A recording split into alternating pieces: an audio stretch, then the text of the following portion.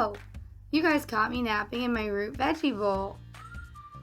If my root veggie bowl is only filled with root vegetables, what else might be in the bowl with me besides my beets? Well, in my root veggie bowl, I have carrots, onion, and parsnips. How about you take a minute to whisper share with your table what root veggie you would have in your root veggie bowl?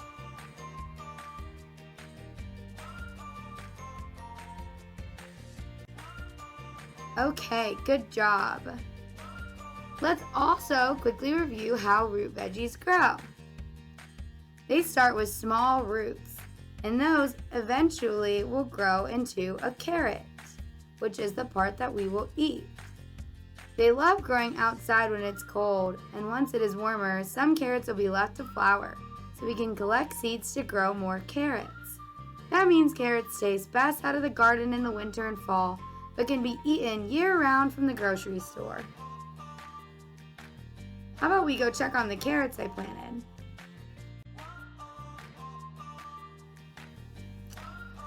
Oh, look, they're ready to be picked. Let me go take care of these, and then we can talk about our next plant part. First, let's review the parts of a plant. Last week, we learned about roots. Next, we're going to learn about stems.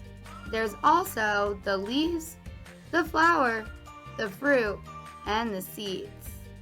Today, we're going to learn the function of stems and different stems that we can eat.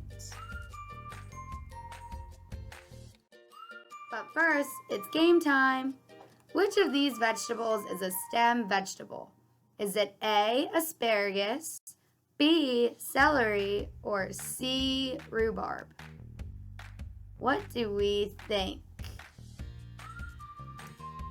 Tricked ya!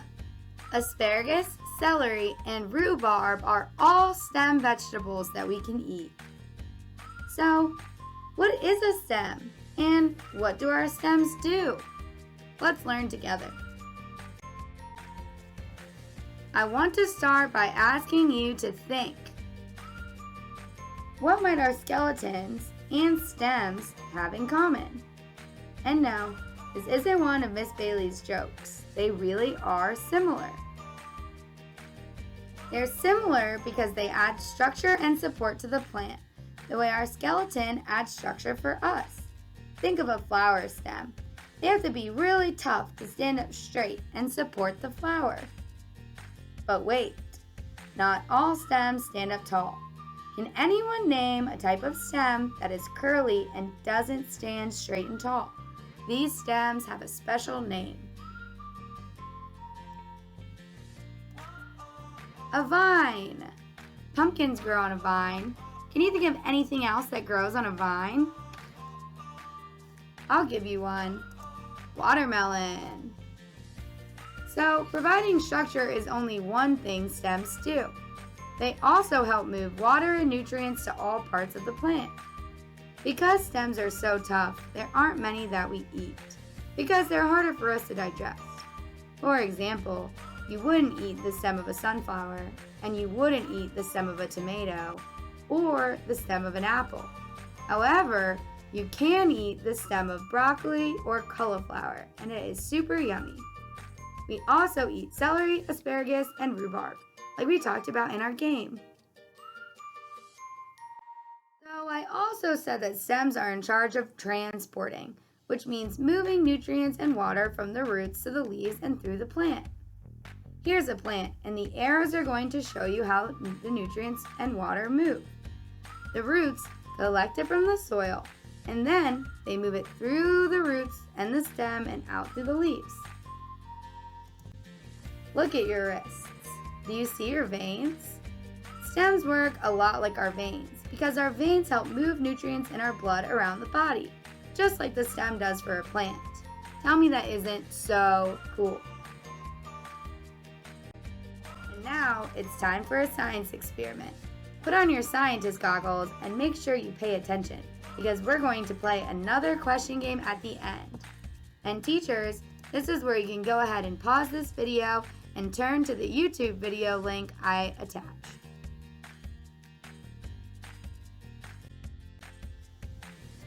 I hope you guys enjoyed watching that cool experiment.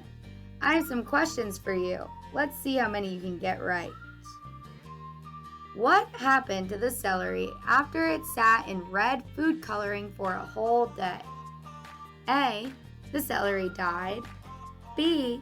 The leaves of the celery and the stalk turned red. Or C. Nothing changed. Alright, the correct answer is B. The leaves of the celery and the stalk turned red. So, why did this happen? A. The stem helped move the red water through the celery and up through the leaves. B. The leaves moved the water through the celery. Or C. The red food coloring jumped from the water to the top of the celery. A. The leaves and the stem turned red because the stem helped move the red water through the celery and up through the leaves. I also wanted to include a delicious healthy dip idea that you can try with our stem vegetable celery. Celery is a great source of fiber and has nutrients our bodies love. Our chunky black bean dip is made with black beans, which are another great source of fiber. Do you guys want to take a look at our USDA My Plate and try to guess which section beans belong in? We have half our plate fruits and vegetables, then we have grains, protein, and dairy. Which section do you think beans belong in? Well, beans are a very special food because they fall into two categories. They are a protein and a vegetable. They are so good for us and are an excellent source of plant protein. And our stem vegetable celery is, well, a vegetable. You know what time it is. Joke time. What stem vegetable would you find hiding in the basement? Well, the answer is celery. Get it? Because a cellar is another name for a basement. Alright, time for our review. Celery, asparagus, and rhubarb are all stem vegetables that we can eat. Stems provide structure for a plant, just like our skeletons. The stems also transport water and nutrients to the rest of the plant, just like our veins. And finally, vines are another type of stem. Your goal for the week is to find and try a new stem vegetable, even if it's just with your eyes.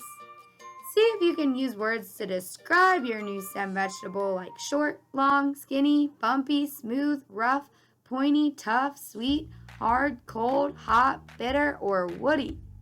I can't wait to hear what you come up with. For more recipes, videos, and gardening ideas, head over to foodhero.org.